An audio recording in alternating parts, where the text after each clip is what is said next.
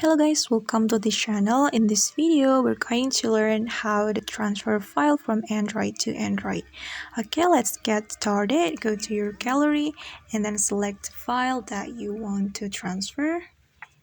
And then you can click share right here.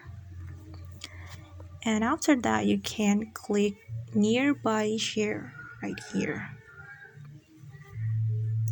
And make sure that the receiver has turned on the nearby sharing as well, so the receiver device will appear on your phone.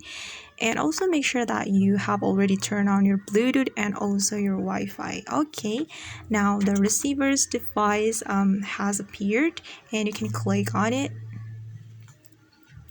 And you can ask the receiver to accept your file.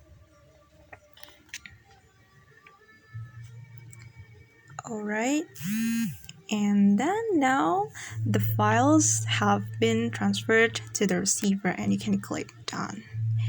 Okay, that's how we can transfer file from Android to Android. Thanks for watching.